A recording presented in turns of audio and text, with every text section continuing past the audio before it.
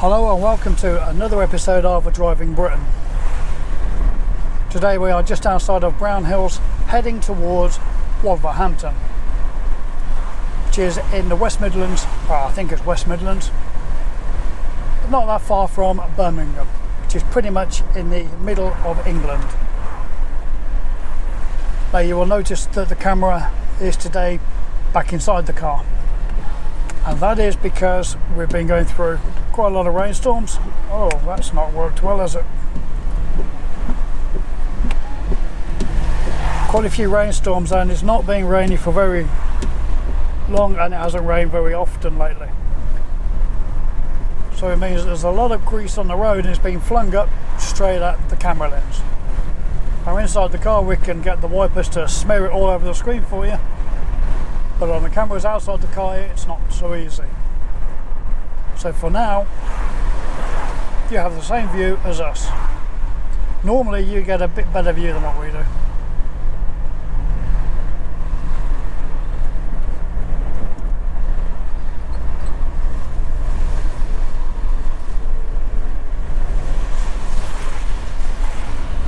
We're going to head into almost the centre of Wolverhampton and then veer round towards 1st and 2nd Avenue.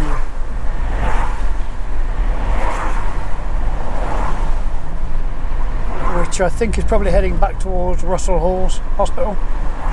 Russell Hall? The hospital.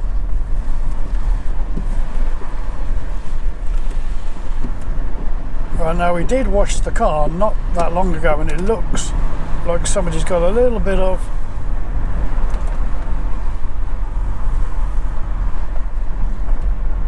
wax or something on the window, which isn't helping your view. Hopefully that'll wear away quite soon, and with any luck we'll be able to get the cameras back outside the car.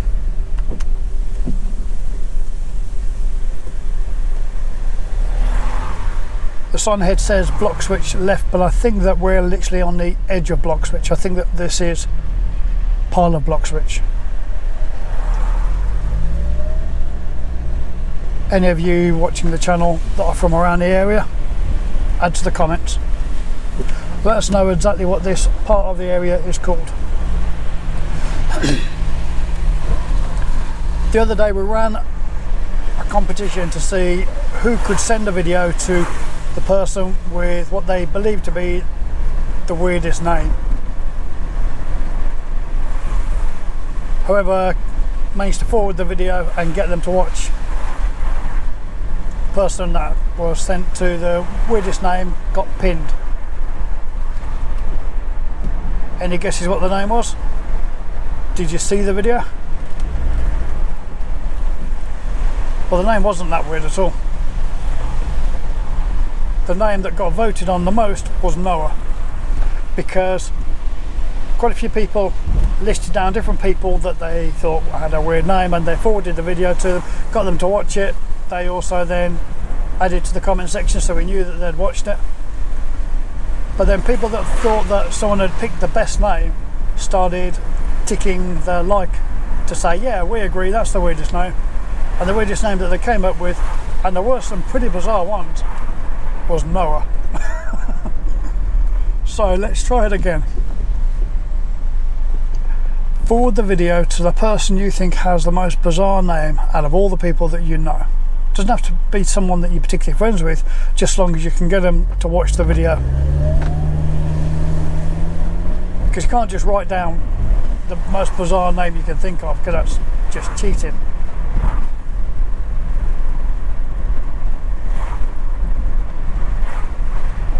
And don't forget, what's bizarre to us might not be bizarre to another country or culture, and vice versa. But that doesn't mean to say that we can't try and find the worst or most bizarre name.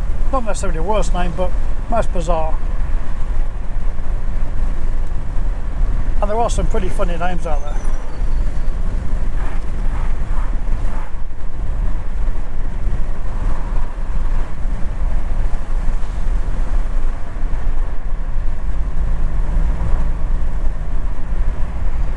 Wolverhampton is one of the oldest places in the UK. It's been around for quite a long time. Played quite a big part during the war years, 40s, before that.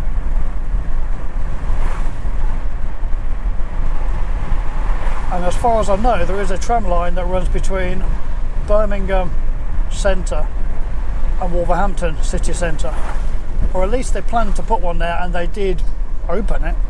Whether it's still there or whether it actually works or not, I don't know. I do remember there being a lot of breakdowns and derailments and all sorts of teething trouble when they first opened it, but then it all went quiet, so I assume that it's been a rolling success.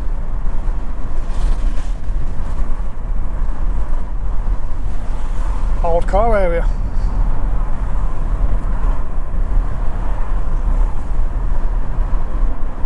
Some quite nice old cars there. I quite like the old vans as well, the ones that look like the American Dodge.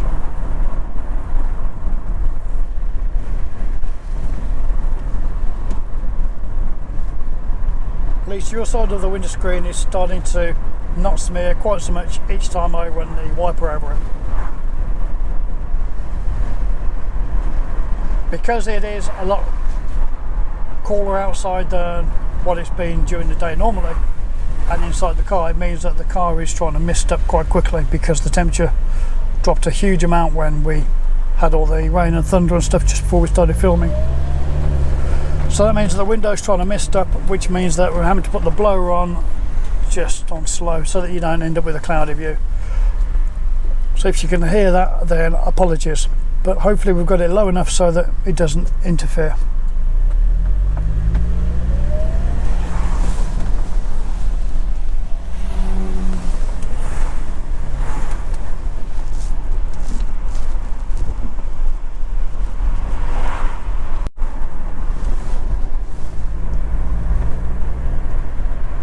Fuel prices in the UK have been going up and down again. They did drop down to 1.55 per litre. But now they've gone back up to £1.60 a litre at most garages, which is a bit of a surprise because a lot of people have stopped buying fuel. Now I know that that sounds bizarre, but there's quite a lot of people that have motorhomes and like to go on day trips, and people that do the same as us, you know, they just go for a drive because they like driving. But because fuel went up to pretty much £10 per gallon, then people thought, actually, no, I'm just not going to do that. I would rather not do it than spend all of that money on petrol when I know that it's just a price hike. It's not been justified. So people just stopped doing it. And because we'd all been pretty close from lockdown, then it means that people were used to going to places closer to their own area and doing stuff that didn't involve long distance travel, or even travel a lot of the time. So they just stopped doing it. And then when the fuel prices went up, people just easily reverted straight back to almost lock-up sort of conditions. Well, that means that the fuel companies are obviously selling a lot less fuel because they tried to extort everybody. But the public said, actually, no, we'd rather just not use it, rather go without than pay those sort of prices. The government were very slow to intervene, and when they did intervene, they made such minimal difference that it really didn't affect anybody. Might have affected the haulage companies, but normal public, it didn't do anything. I think that they reduced the tax to take off 5% off the tax from fuel, which is not really going to make that much of a difference, if really any difference, to a regular person. Even to us, you know, we're a driving channel, we use a lot of fuel covering a lot of miles, but a 5% tax relief is almost unnoticeable. The price variation between garages, or if you bought a chocolate bar while you was at the garage, completely made it null and void. I don't know if the prices for fuel are still high in other countries. Are you still suffering the same?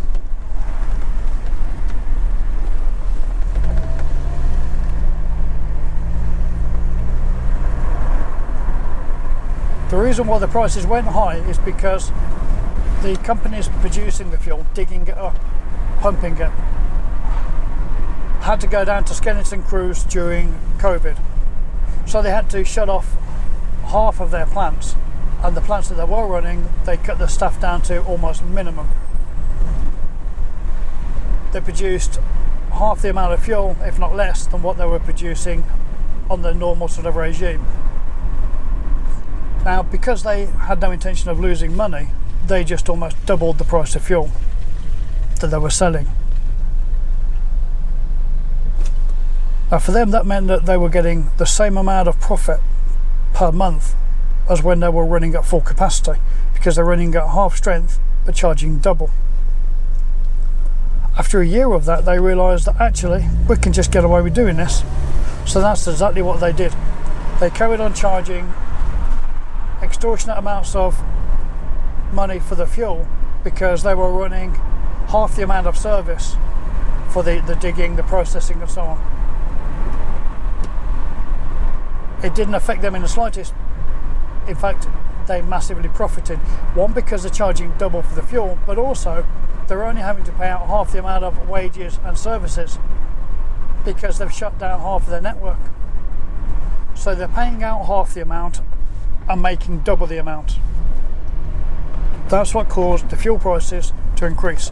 Now, I know that everybody on the main networks are saying, oh no, it's Russia, it's all of this. That's just wrong, because the price of fuel went up before that. Before, the excuse was, oh, it's because China started back up after COVID and they've got a huge demand for fuel. Well, no, China have got the same demand for fuel as what they had pre-COVID, and the price of fuel pre-COVID wasn't any more expensive. So why would it suddenly have a greater demand or be more expensive? It just doesn't make sense. It's just a lie. It's purely down to the fact that companies realise that they can have the cake and eat it. Because so many people around the world are dependent on being able to put fuel in their cars or to run heating systems from the fuel, then it means that they realise quite quickly that no matter what they did, they were going to sell. They would sell the fuel, and if people bought less, they would just increase the price so that their profits never got affected. It's not by coincidence that during the entire COVID pandemic for 2 years running, the fuel companies and the refineries recorded record profits, the record in history. Never before had Esso, Shell, all of the other companies made so much money in such a short period of time. And they're still doing it now because they haven't put the prices back to normal. They're charging, it's about halfway between where it went up to and where it was. Like always with these things, the price never goes back down to, completely back down to normal.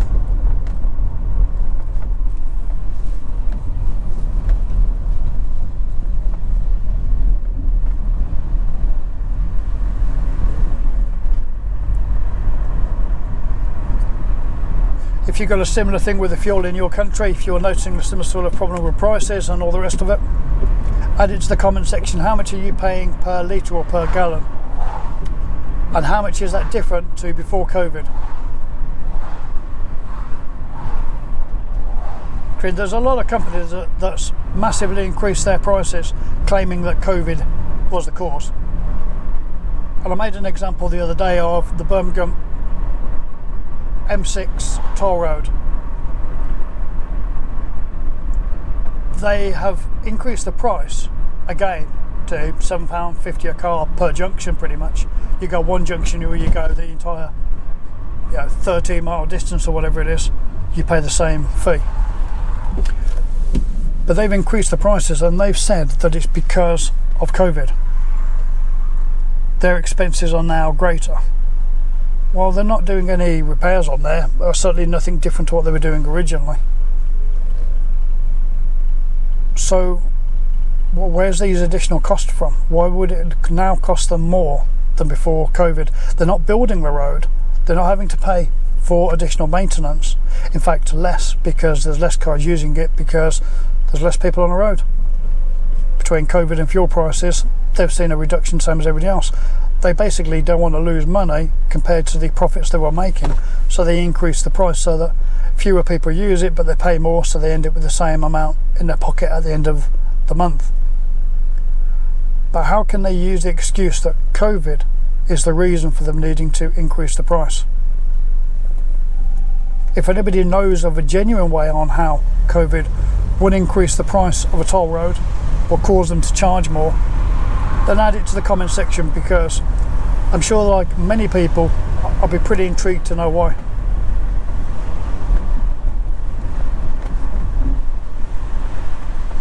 Now, I've got no intention of making this channel a political review channel or a moaning channel or anything like that, but some things are just so ridiculous they need calling out. But enough about that. We're getting towards Wolverhampton. Got plenty of cars keep squashing around us, but that's fine. Now, the area that we're in right now actually suffered quite a lot, because especially during the Kosovo War, which was what, 1991, somewhere around there, all the way through to the Iraq and Afghanistan Middle East wars, the government housed a lot of the immigrants coming into the country in this area, in these blocks of flats. Now, because they did that, then it devalued the price of the flats that people had bought, but most of them were already just council flats, which is how come people could be housed there, migrants and so on. But then it got to the stage where there was so many migrants that people didn't really want to live there because they felt alienated in their own area. So then they really, actually it's not just this set, there's another set of flats further back that were the main set, but it just kind of reached up this far. So it ended up with mainly migrant groups in both sets of the flats, and that would be fine normally, except most of the groups didn't get on with each other. They were from different parts of the world and really don't like or agree with each other's ideas, philosophies, religions, policies, all the rest of it, and so they ended up pretty much just going to war with each other. Not all out riot war, but enough to make it so that the area wasn't really benefiting from it. Is that the best way to put it? And so it meant that the whole area for quite a long time really suffered, which is a shame because there's some really nice places in the area. It's not all down to migrants, you know, the council were just bunging everybody that they could think of in the flats. They found an easy way to be able to get rid of their immediate housing crisis.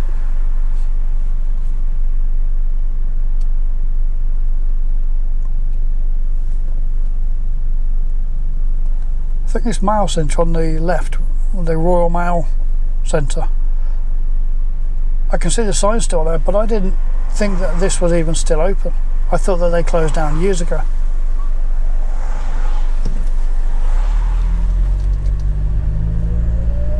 So I don't know the area very well. It's been a long time since we've been anywhere near here, let alone through here. But I thought that, I don't know, maybe 10 years ago, they closed down a lot of the area.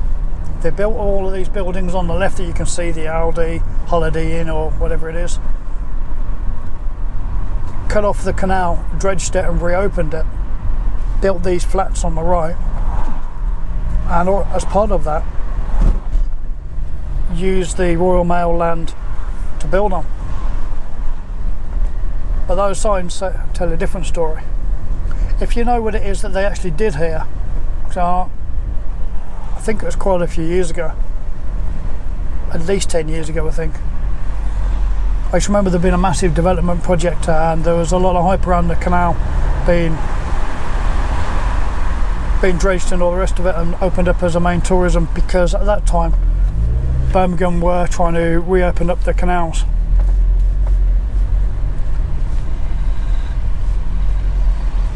I think that Birmingham has more canal mileage, more canals than anywhere else, hasn't it? Than, you know, Venice and so on.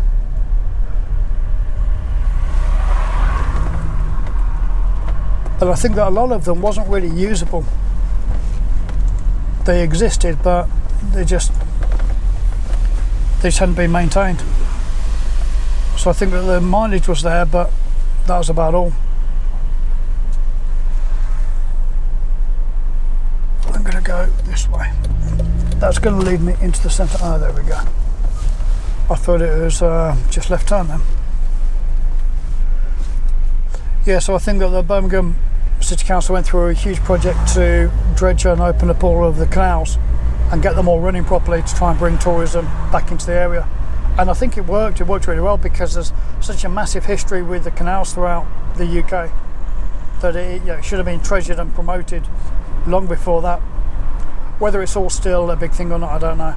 But that's around the time when the whole Wolverhampton thing was going on. Well, now I'm going to try and go this way around. I think that it will lead me through the centre, or a long time ago it used to. The previous turning where we almost went down, I think that leads you around the side and down towards the bus station maybe. Although we might have been able to see if the tram line was there.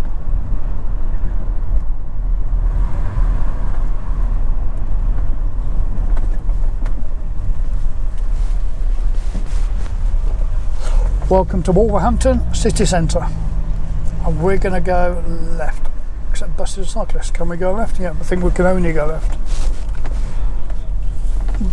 There is a main section at the top where you've got the big church and there used to be a statue of a horse with someone sitting on it. Don't know if that's still there.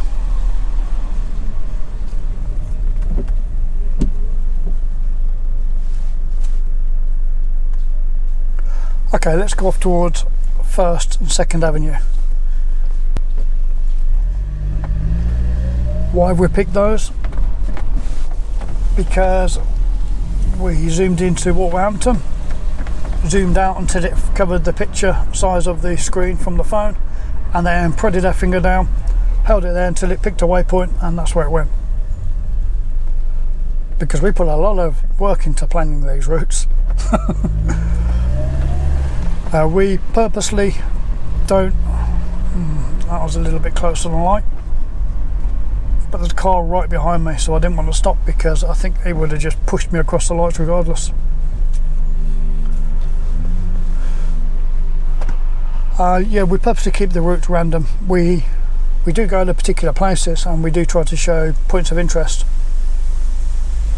but we don't meticulously plan the routes, because a lot of the time we'll see somewhere interesting along the way and think, oh yeah, let's go and have a look at that.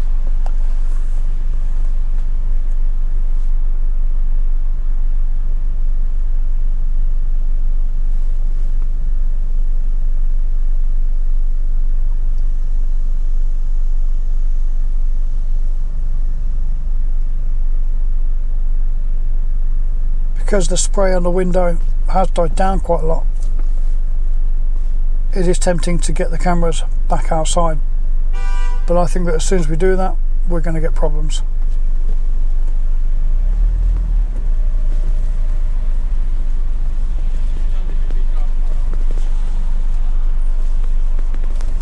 Don't get many cars through there, do you?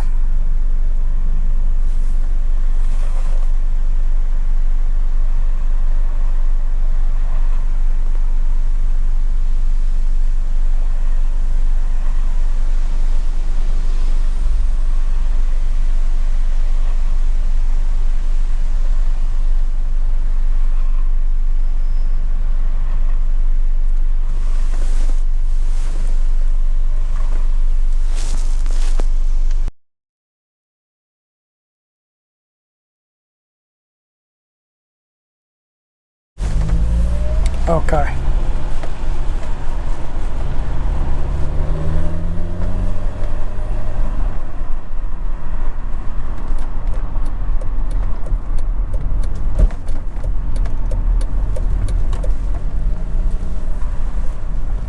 The Molineux is Wolverhampton football ground. And the building on our front left, the clay coloured building, you can just about see above the lights, is Wolverhampton University. In fact, that's where we just turned left, wasn't it? Down by the side of the university. think we got the same car each time falling asleep at the lights. 2-3 times in a row somebody's had to bib at him to move.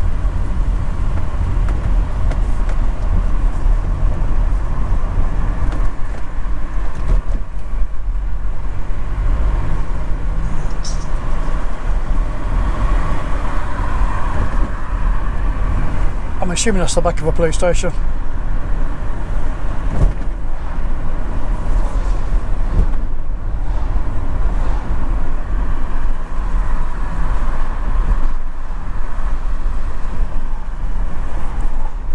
Wolverhampton University is spread around quite a lot of different buildings.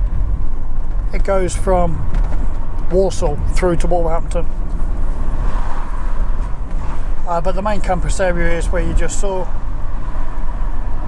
and in our main ground there, all the way around by the Molineux football ground.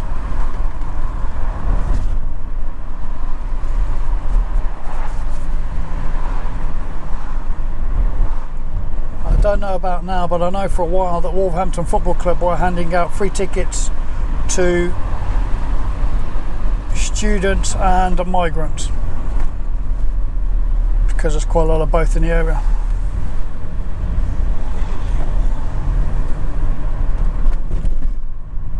I think it just meant that you could get in to watch. Well, I don't know if it's for, I assume it was also for the main games, but I was going to say for the smaller games, but I guess if they're offering the free tickets, then it's across the board, isn't it, for all games?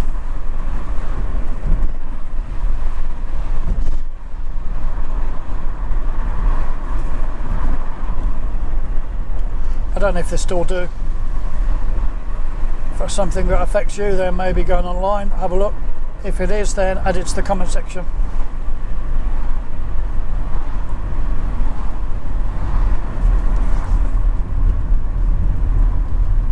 I don't think it's just Wolverhampton, though. I think that a few football clubs offered similar sort of schemes. Obviously it depends on what area they're in.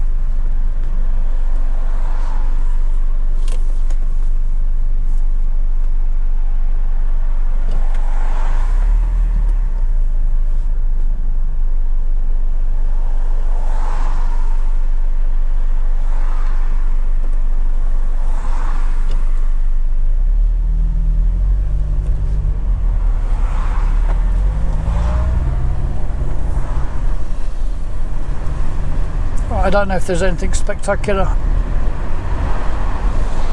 at First Avenue, and in fact it's not quite First Avenue that we're going to. There's a church that was in there's an island by First Avenue, looking at the map, and there's a church just off First Avenue where we could then circle back round and come back, so that's where we're heading to.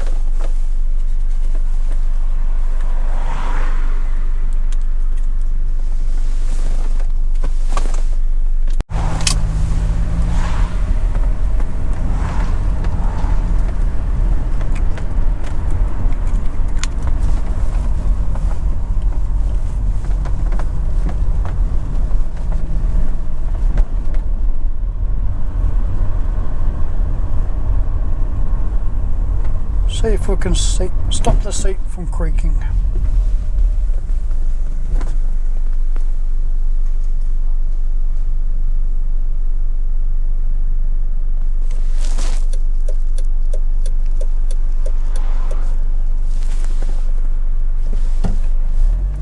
Because there is quite a lot of temperature change and the temperature's dropped right down, it looks like it's going to pour down again.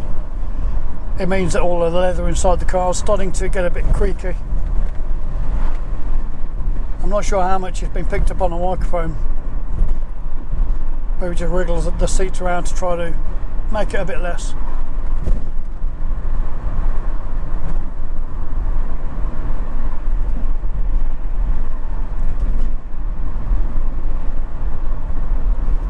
Have you watched our video from Walsall that we uploaded a couple of days ago?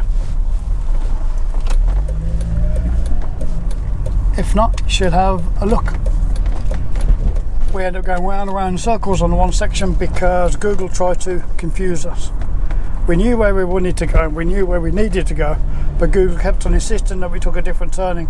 And Google's got live updates on the maps. So sometimes you'll know where you need to go and it'll know where you need to go, but it might know that there's something blocking the route between the two, something that's happened, you know, in the last few minutes. So it'll try to divert you, and a lot of the time it's worth paying attention to it, because most times it does know something that you don't. But on that occasion it just had us looping around in circles on and on. But you did get to have a really good look around the area. And on that particular journey we did purposely go out during not a high traffic time, but a time when we would be moving pretty slow generally, so that you'd get a lot more time to look around at the different buildings.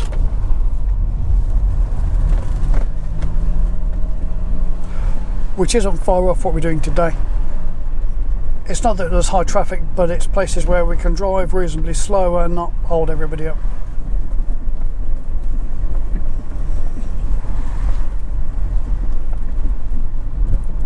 Right, this is the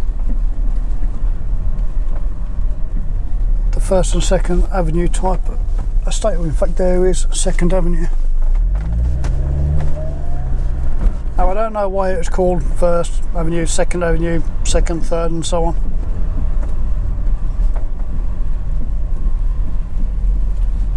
And that was the place that we listed down on the map. The Church of the Good Shepherd, I think it said. Yeah, I don't know how come these road names have been put down into avenue names.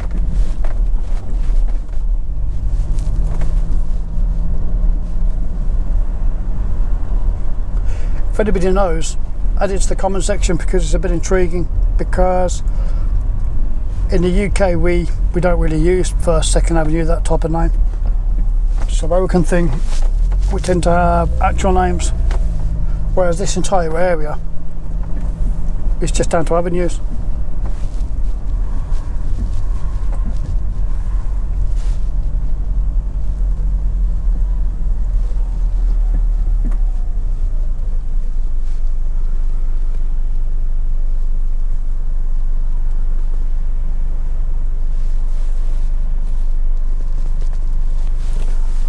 Okay, I'll try and take us back around up to the Molineux,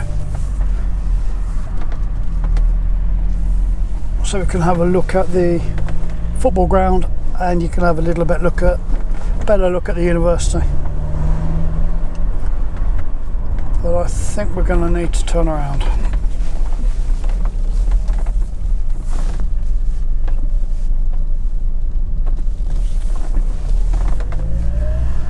I think it would seem quite weird writing your address down and writing Fifth Avenue.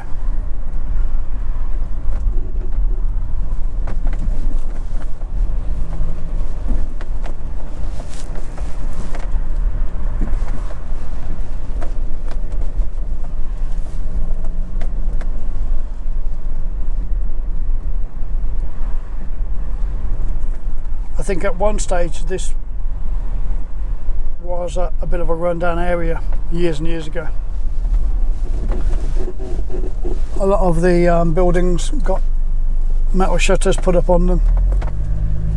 The local doctor's surgery had its windows put through, and a big safety glass with holes still in it even when they're still running. All sorts of really bad stuff. But then a little bit of reinvestment and a bit of time, and it soon sorted itself out, I think. I'm sure that, like everywhere, it's still got its problems.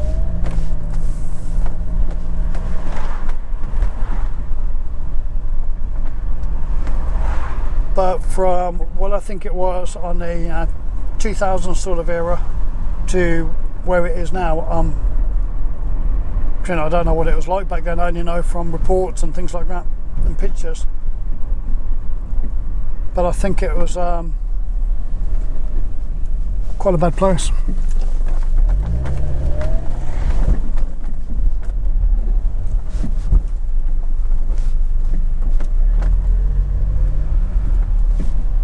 Those of you that watch our videos quite often will know that we've upgraded the car in quite a few different ways to make these drives a bit more fun for whoever's driving. And really, really big speed bumps like this, they're not very helpful.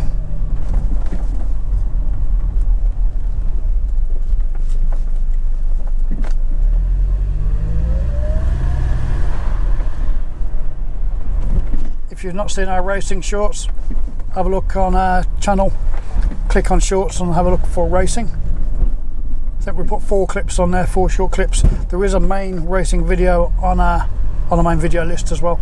If you've not watched that, you should have a look.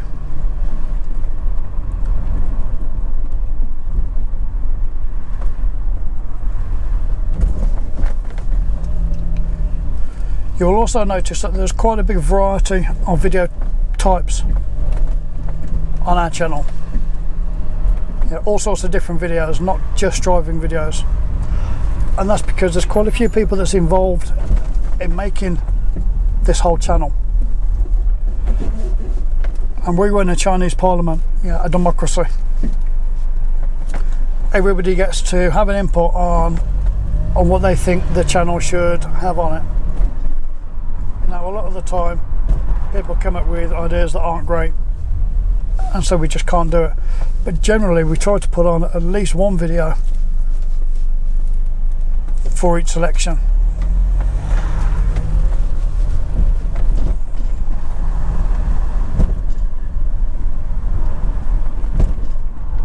So like if one of the researchers have an idea for a video and they really want that type on, we'll let them create at least one. We'll see how it goes. If it's really, really popular, then we'll all talk about maybe having a second one going on. But it means that everybody on the channel kind of gets an opportunity to be able to upload a video of their own particular liking. Now that's good in 2 ways. One, it's only fair. Everybody puts in a lot of hard work. Everybody should be able to get a little bit of output from it. But secondly, everybody likes different things. You're watching a driving channel right now, but you might also like a whole myriad of other stuff. And there's a lot of other people out there that like all sorts of other things, but might not like the driving channel. Well, our channel's got something for everybody. Mainly because everybody's created it.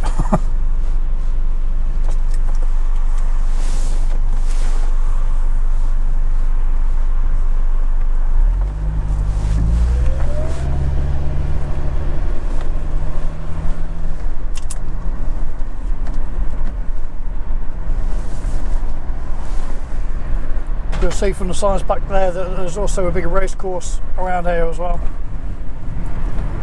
Wolverhampton race course. I think it's only a couple of miles away.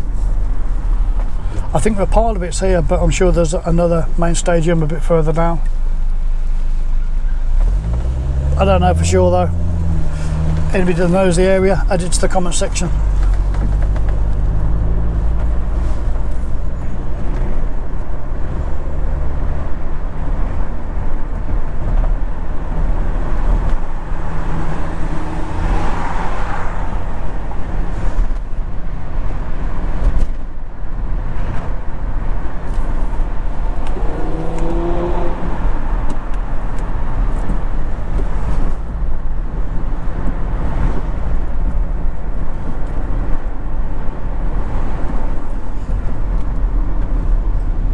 I don't know about nowadays, but Wolverhampton used to be pretty much a city of 2 extremes.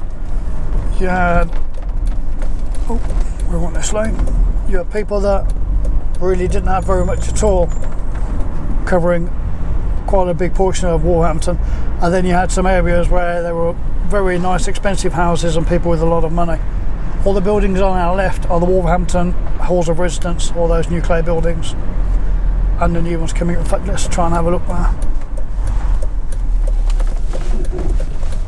Yeah, it used to have a lot of people that were really struggling and a good portion of people that were really not struggling.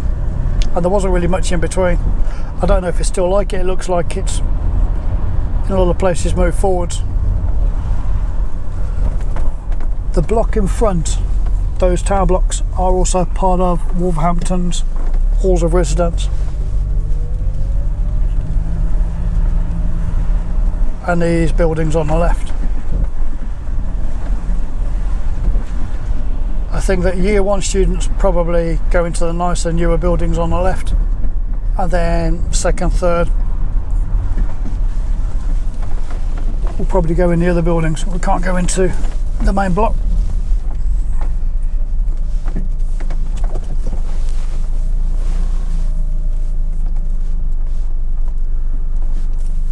The brand new building in front, it's got a big student logo on there as well, so I think that that's one of the newer student blocks.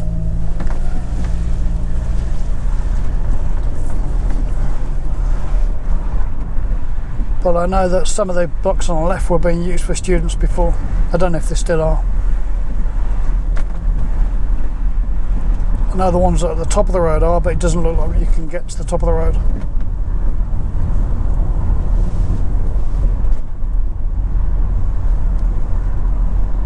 Yeah, that was it. The building ahead, that's the student one, isn't it?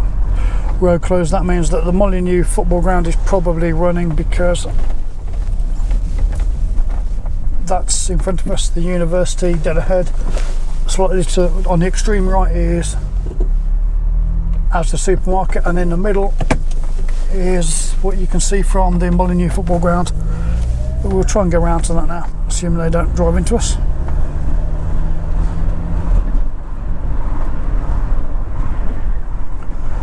So if you're a student looking to go to Wolverhampton, this is probably where you will be living if you're going to stay in halls.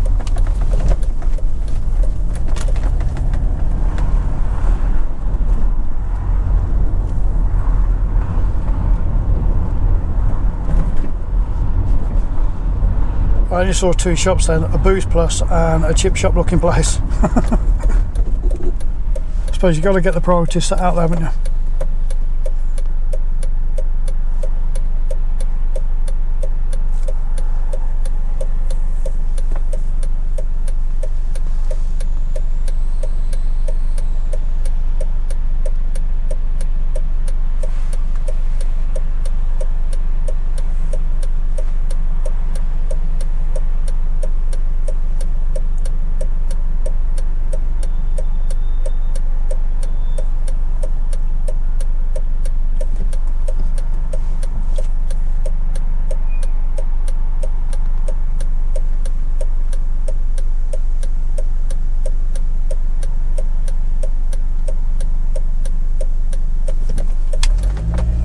Quite a lot of traffic.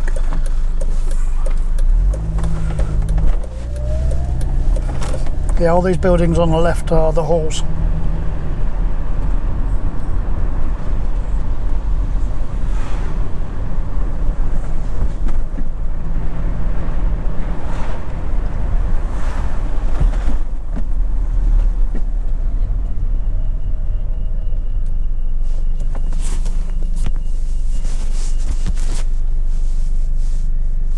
I don't know if any of the pubs around are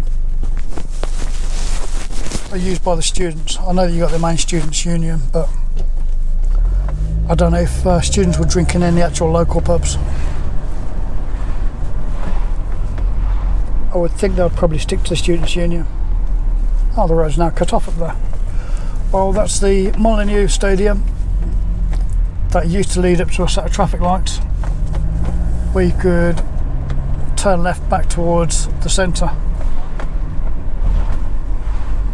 As is on our right, I guess you'd have to go left around it to get into there.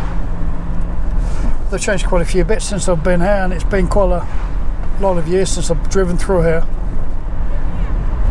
Kind of halls and stuff still look the same. And the main university, it's just the road closures that seem to have changed. I'm not really sure why they would cut the road off leading up there.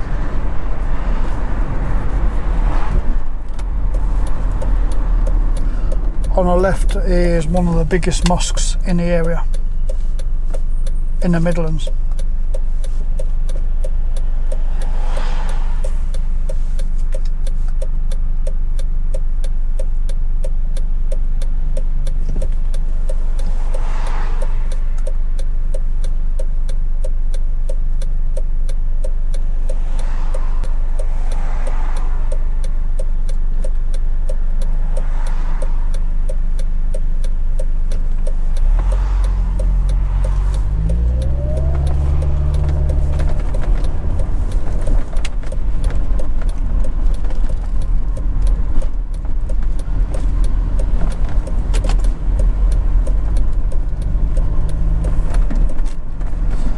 Yeah, these buildings on the right was put down as a project for student housing before, and it looks like there's people in there now, but it also still looks like it's still trying to advertise. And it was a long time ago when they were first kind of at that sort of stage, so why they've still got the original styled posters up, I'm not sure.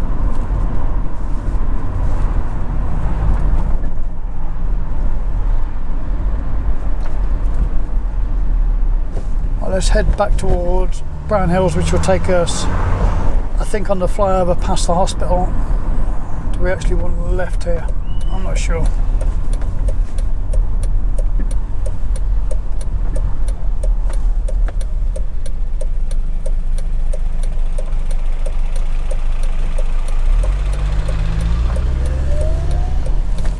I think we wanted the next left, but I'm sure I can still get through by going right.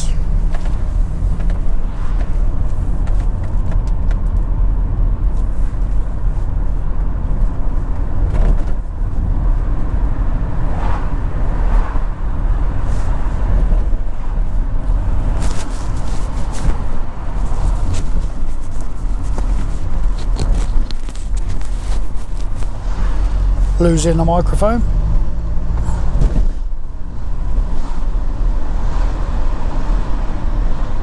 Yeah, I think that this is the old Wolverhampton Road, isn't it?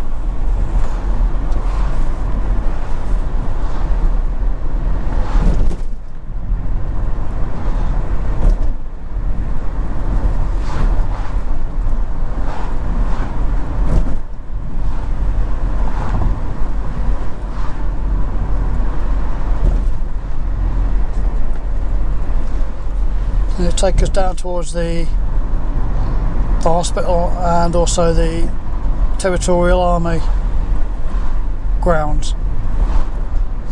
Isn't that over this half of Wolverhampton?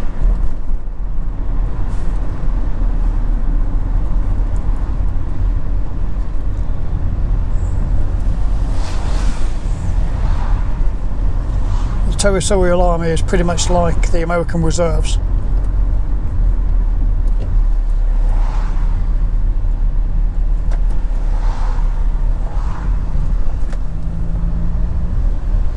Although in the UK now, the government have been pushing towards to get more soldiers as employed through territorial army sort of systems rather than full-time soldiers.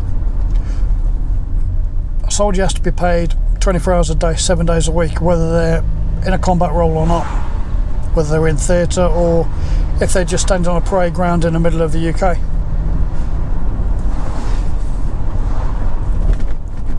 A government money saving scheme that they came up with was, well, actually, when they have territorial army going out to theatre, to combat zones, then they're paid for the time that they're there, but then when they come back to the UK, they're not paid. They essentially go back to their regular jobs.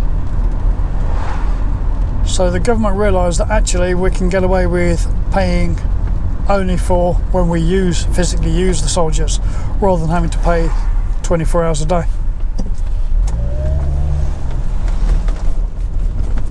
As a consequence, the government went through quite a big drive encouraging a lot of regular full-time soldiers to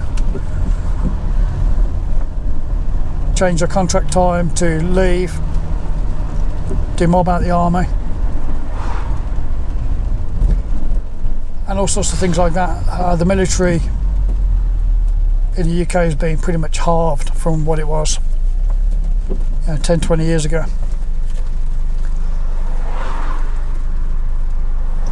And the amount of territorial soldiers have increased, the amount of full-time soldiers has decreased. And that's not by chance.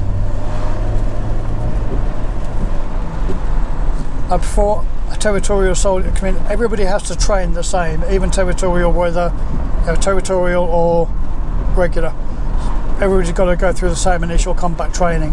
It's done in different ways, but everybody has to do the same training. And if you're going to go off to a combat zone, then you do pre-deployment training, which 8 months or longer, training specifically for the area of combat that you're going to. So everybody's at the same sort of quality by the time that they actually get deployed. But somebody that's in a military environment 24 hours a day, 7 days a week, permanently, yeah, I'm not sure that somebody that then goes home to their regular job versus that goes home to their regular job for 6 or 8 months or maybe longer before going back towards any type of deployment training. I'm not sure that they're really equivalent.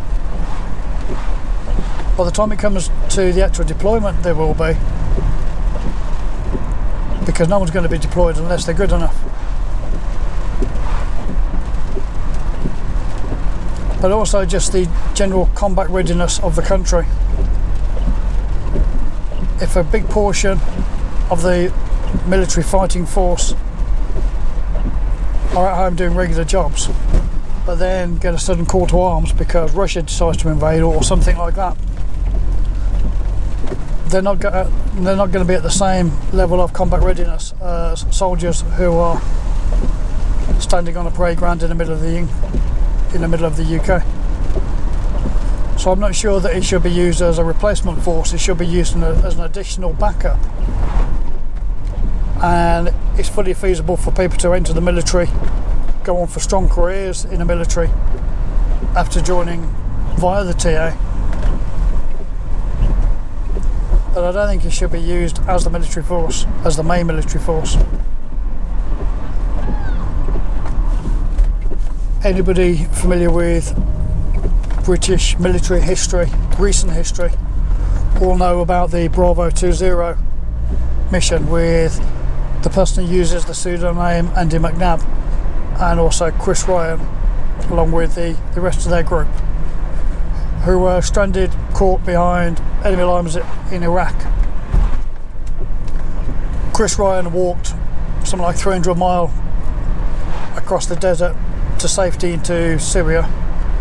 McNabb and the others, or a few of the others, were caught, a couple were shot. But it's become fabled history throughout the military because they were British SAS. Well, Ryan, who managed to walk his way to safety by doing the longest escape and evasion in military history, joined the military via to the Territorial Army. He joined 2-3 SAS Squadron, which is the part-time version of the SAS. 2-2 is the main SAS, 2-3 is the part-time version, the Territorial Army version. So it shows clearly, there's proofs in the pudding, that people joining the army from both directions are a strong fighting force, but the immediate readiness of that fighting force I don't think can be gained by sending people home to their regular jobs. Let me know in the comment section what you think. If you've been in the army and you joined through either regulars or territorials, I know there's bound to be each group are going to believe that they're better, that's a given, but generally speaking, did you notice any difference? If you went in through the territorial and you went on to operations, were things more difficult for you, or did it work out normal? If you're a regular and you were teamed up with TA, did you notice any differences? If you think that a reasonably large portion of the British Readiness Fighting Force should be TA soldiers rather than having a standard set military and then TA on top, then let me know in the comment section, tell me what you think.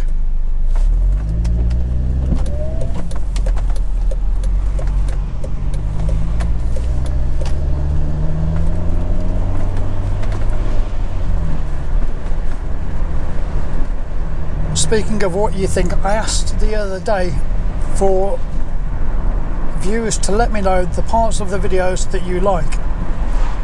And people are always ready to let us know what parts they don't like, but you very rarely let us know what parts you do like.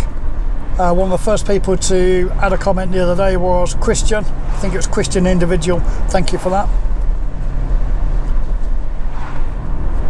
anybody else has got comments, add them, because we are interested and we do read all of the comments, good and bad.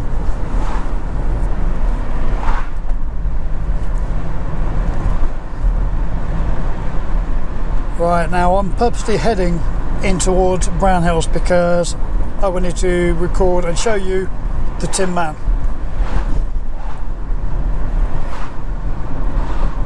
As I said during the Warsaw video, a lot of Brown Hills, Warsaw was mining areas, and to celebrate that, Brown Hills for their island put a big Tin Man, yeah, like a miner made out of metal, about 30-40 foot tall on the island. It does look impressive though.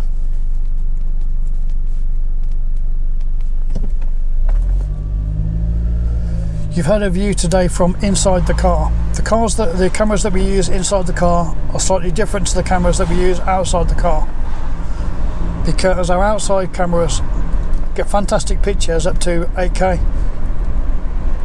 but they can't deal with the reflections that you get from the windscreen, and they also have a tendency to want to focus on the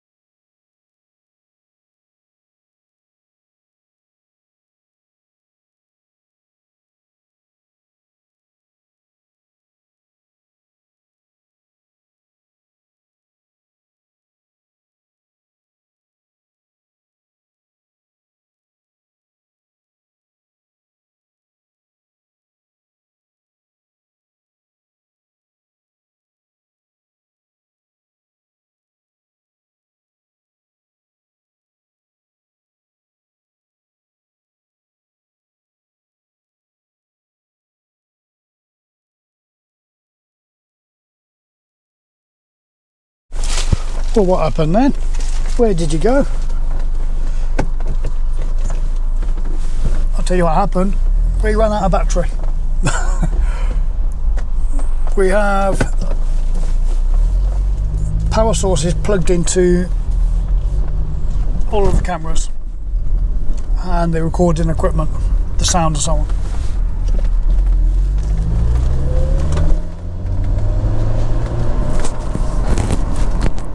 But what we did forget to do was plug that into the power supply.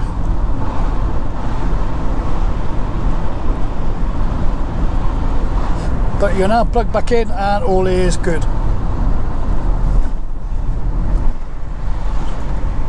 Don't know what I was saying before, everything all shut off, but I'm sure it was equally boring and you didn't need to hear it again.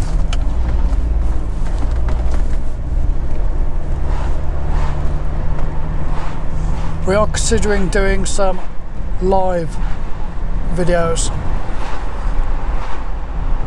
Now, we have done live drive videos before, as if you've clicked on our About section on our main channel, then you'll see that one of the things that we did originally was the live drives, which is us driving with live video, recording, driving slowly, because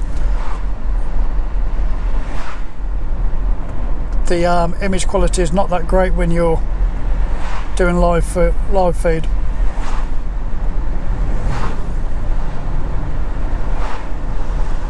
But the problem that we kept on having was the signal wasn't good enough. We would go through areas and we'd end up dropping the signal from time to time. So we stopped doing it for a while.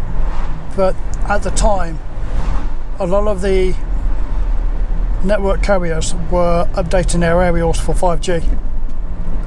So it means that they kept on shutting off some of their aerials. They was running half power on others and all sorts of things like that. So it means that we weren't being given an even coverage around most of the areas. it wasn't just that our phones couldn't hold the signal or that there wasn't good enough signal in the aerials, it's that the actual main aerials weren't running properly.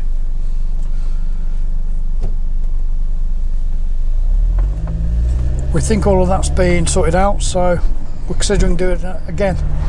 Would you be interested in us doing some live drive videos so that then we can interact and talk to you live at the time? If you are watching this and you haven't subscribed yet, make sure you do subscribe. If you're enjoying the video, then click the like, and definitely add a comment about anything you can think of, because all of those things help strengthen the channel. Stronger the channel is, more videos we can bring you.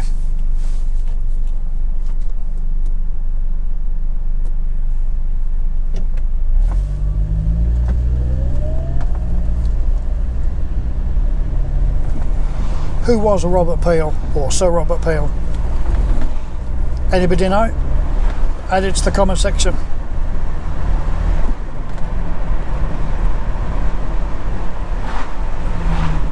I always say to add it to the comment section because they're things that are interesting, and yeah, we want to know, and we guess that a lot of other people want to know. But by the time we actually get back and we've finished doing the filming, we can't remember the places that we've seen enough to then go to Google and start typing them in. But what we do is read the comment section. So then if you add into the comment section, so Robert Peel was, and then say, then we're going to see that, and then we can think, oh yeah, I remember that, and then we're going to know. But also, so is everybody else. Bell Lane. You wouldn't want to live at the end of the road, would you?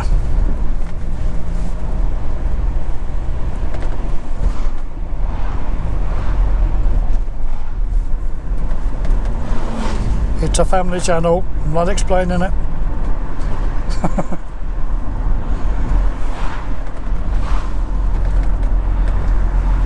Well, the weather does look pretty nice, but it is still down to about 10 degrees, which is about 5 or 6 degrees colder than yesterday, and about 5 or 6 degrees colder than just before we started filming. Just because this really cold front came in along with all the rain and just soaked everywhere with massive flash floods and made it go freezing, which is meaning that the windows want to steam up, the screen keeps on getting blurry, and you had to be sitting inside. Yeah, the cameras, that's what I was boring you with. The cameras, we have different cameras for inside to outside. Outside cameras really struggle because they keep picking up bits on the window and stuff like that. They're fantastic cameras.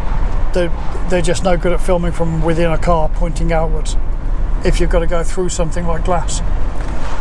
We've got other cameras which are specially made for being able to deal with that sort of stuff, and that's what we use inside the car. Now the settings that we have for each vary a little bit,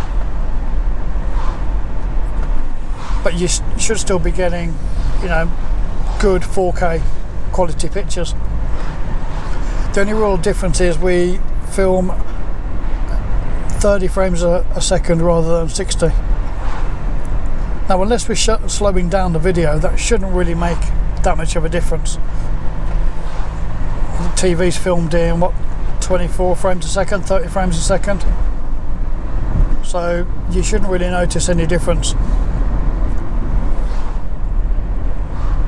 But if we try to use the outside cameras with a higher frame rate inside, then you just wouldn't get a very good picture at all. So it means that you're looking through a different camera from a different position, and we've used this camera in this setup quite a lot before because it's a really good picture that you get from it.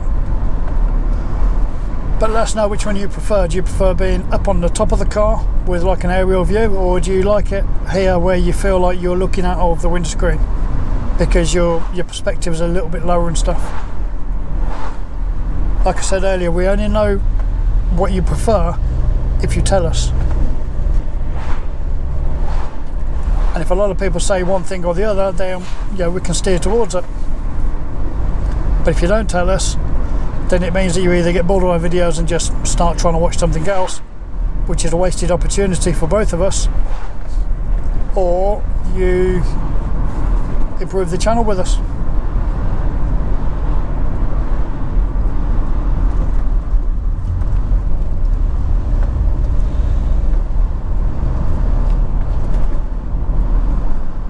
I'm always interested to see what shops areas have.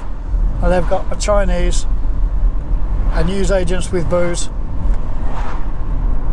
I think there's a hairdressers. I think you can tell a lot about an area by what shops they have locally.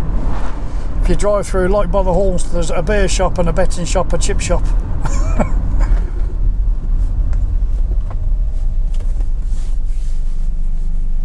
I suppose if you go through, you get a knitting shop and a kids' creche, then that's going to say pretty distinctively what sort of area you're in. So I always look for the shops. I think that shops and shoes, they're the two things that let you know about people and places.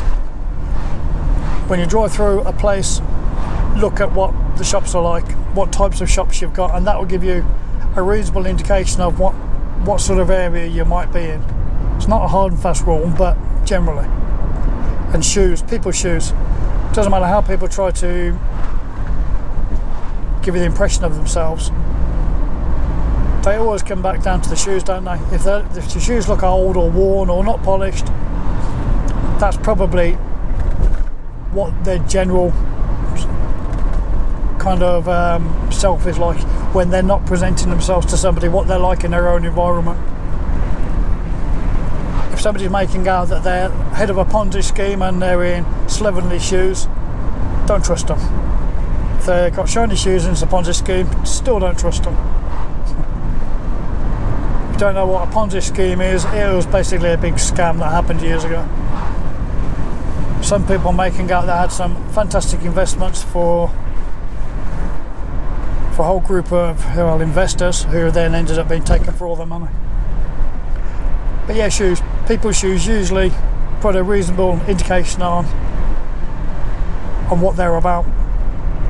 You see some teenager in a very high glittery pair of Jivey trainers, you know that's something that's important to him. If somebody's wearing a suit but slovenly shoes, you know they're wearing a suit because they have to, not because they want to. Just my opinion.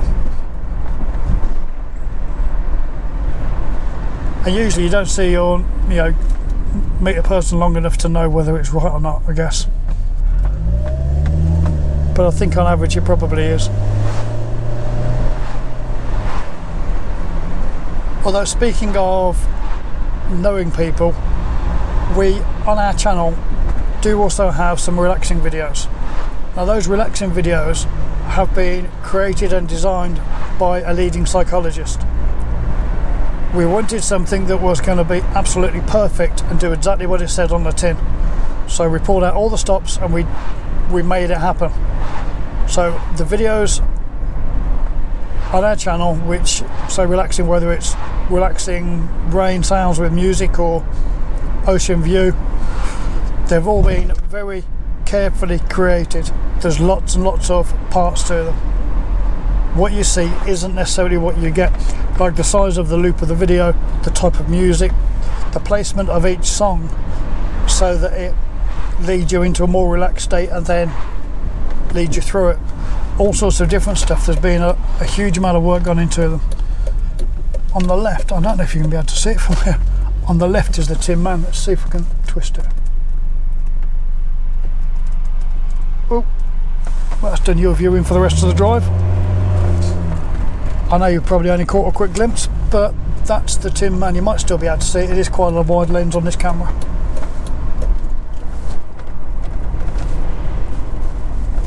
And this area is Brown Hills.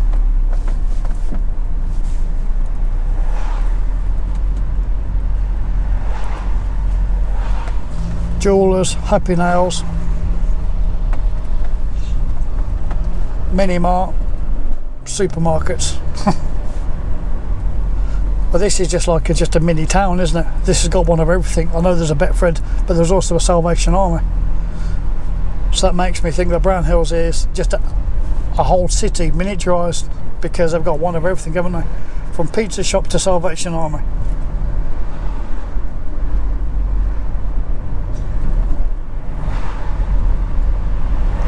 I quite like to see that. I like to see areas where they've got a good variety of shops.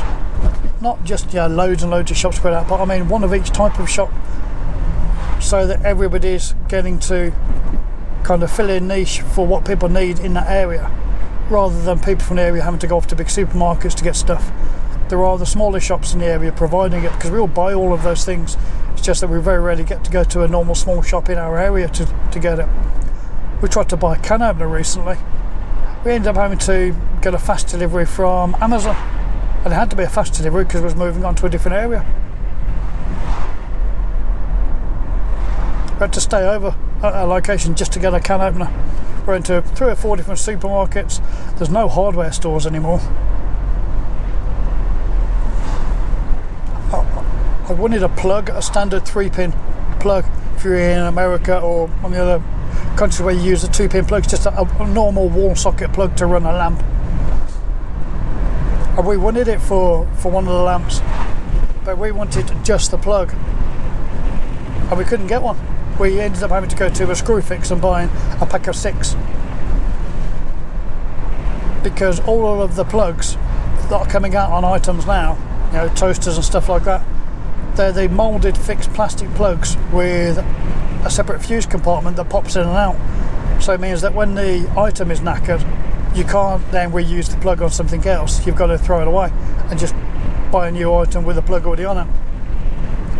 But if you want to extend something out, or if you need to, if you're making something, you know, we had a separate light rose and a piece of cord, and we wanted to get a plug to then make that whole thing into a light. Not a chance. Just madness. So when I see places like that back there where they've got lots of shops and selling lots of things, that's a good thing. I like that.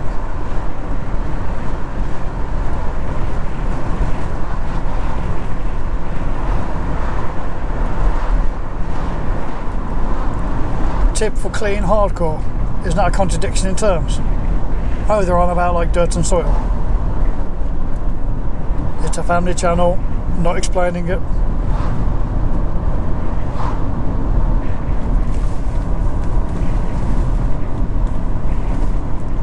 Yes, little Billy, ask your mummy what we meant.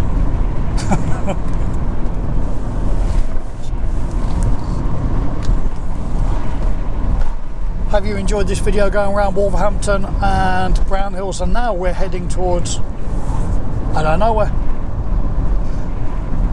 I guess we're heading back towards Sutton Coldfield, I think. Aldridge, maybe.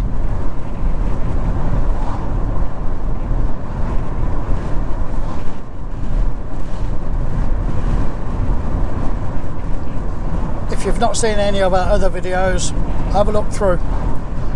Like I said earlier, we run a bit of a democracy. Everybody gets a chance to make a video based on what they like. Now, one is about people eating. There's a very big thing with a Korean name that I can't pronounce, so I'm not going to butcher it, which is the sound of people eating and watching people eat. Now, we didn't want to go as far as making too many videos on it, but somebody wanted to be able to put a video out from it, so we let them do it because they work as hard as everybody else. It's only right, and you know, it's something which they watch, that means that other people watch. One of the other guys wanted to put on a funny video, funny clips.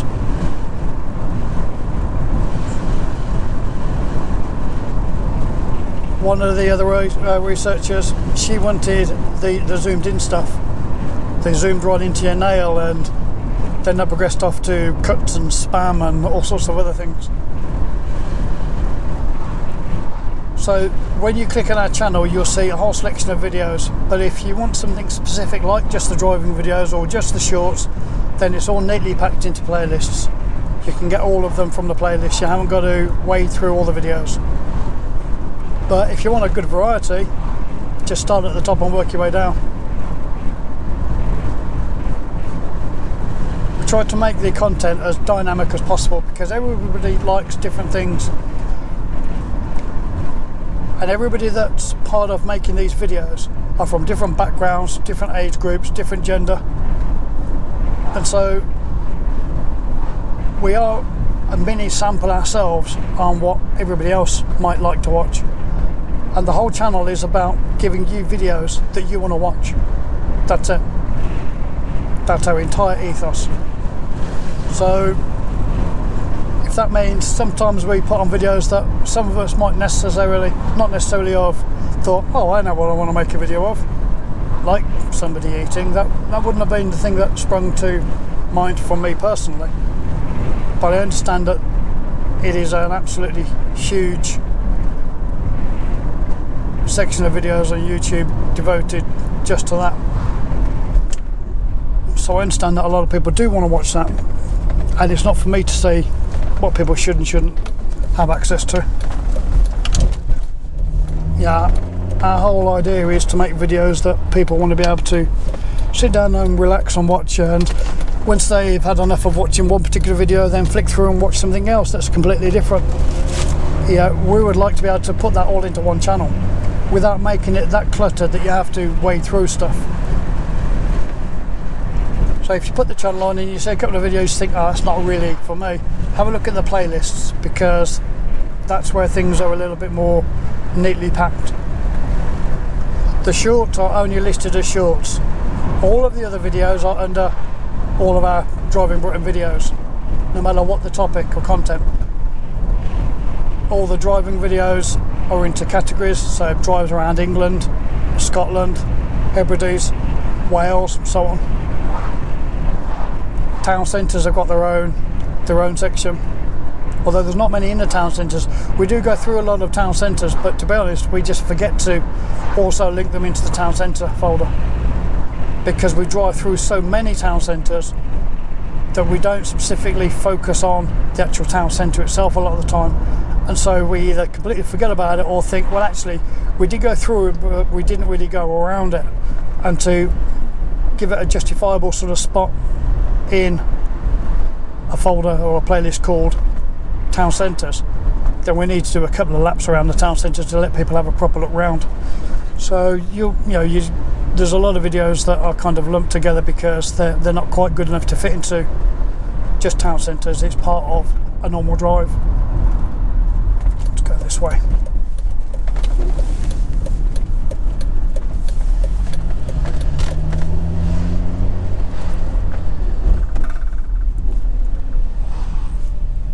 We are filming still at the moment around the middle of England. So, Barmouth to Scarborough, across that entire centre, and then up and down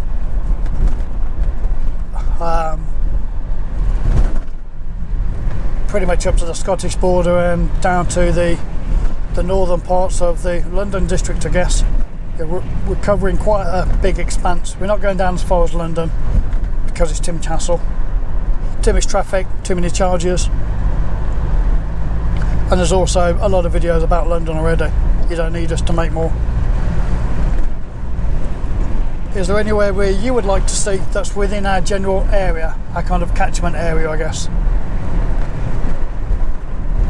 We come to the middle of England when we're filming and then kind of do a big bonanza, because exactly that, it's in the middle of England. So wherever we're going to, we can kind of go out and back again, and we're back in a reasonable start place to be able to do the next one.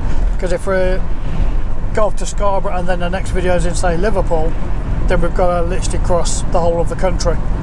So we'll probably do a video to somewhere and then a video back, and then off to somewhere else and a video back.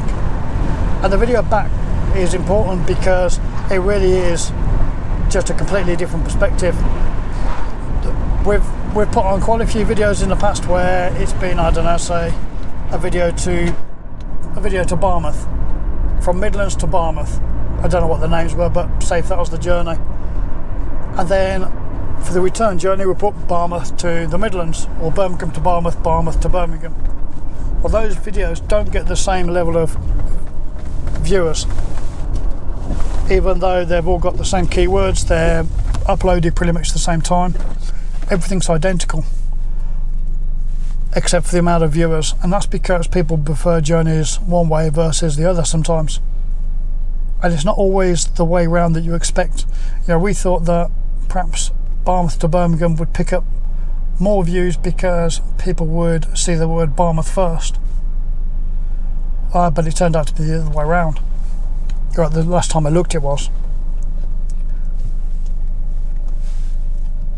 So we can't always predict how videos are going to go, but we know that cutting sections out of videos, what other people will class as mistakes or wasted footage because you're in a traffic jam and stuff like that, we know from you that you don't like us to cut it out. You want to see the whole video as a raw video. If we fluff something up, if we say the wrong word, just carry on, say it properly next time. If we take a wrong turn, you see us turn around and take the proper route. If we get stuck in traffic, you watch us sit in traffic. You can always fast forward if you really want to, but what most people don't like, especially things like when we pull up to get fuel, you really like to be able to look around the garages and around the shops and see what people are selling. And I guess if you're in another country, it's really interesting to see what's going on in our country, what's been sold in our country. And we know it because we do the same the other way around. When we watch other people's videos from other countries, that's exactly the sort of things that we look out for.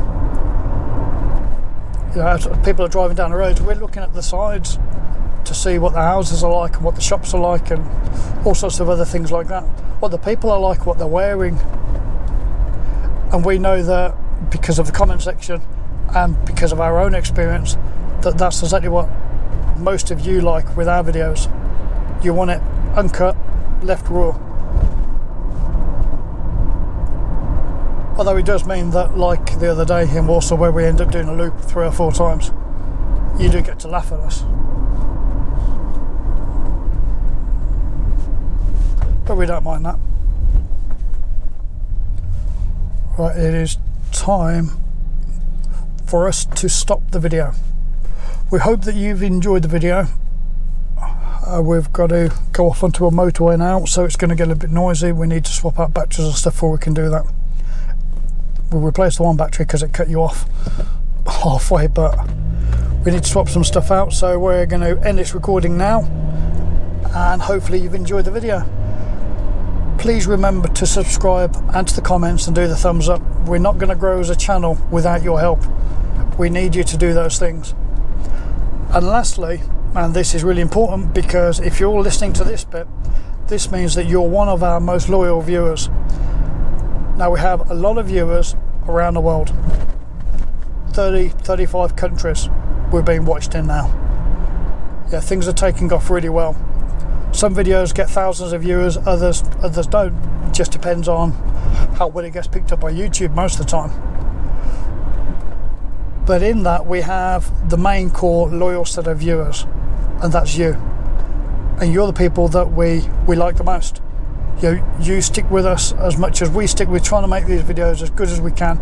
You stick with watching the videos, and some of the videos are going to be better than others, but you watch them anyway. And we really appreciate that. You're the reason that we make this channel.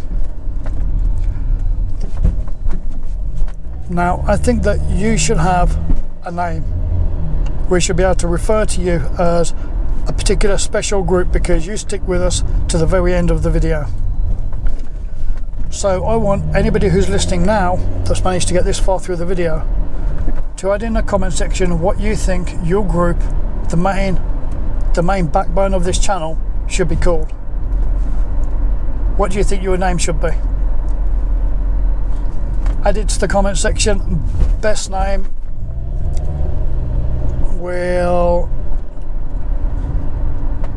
have to see how the best name gets picked first, because we know from the other day that if somebody puts down a good name, then what you're going to do is you're going to click loads of thumbs up on it to say that you really like that name. So we'll have to look between the one that gets the most thumbs up and also just the best name. But you've got a chance to name your entire group of people, the main backbone to this channel. You've got the chance to give it a name. Add to the comment section your best ideas. Thank you for watching, and I hope that you've enjoyed it.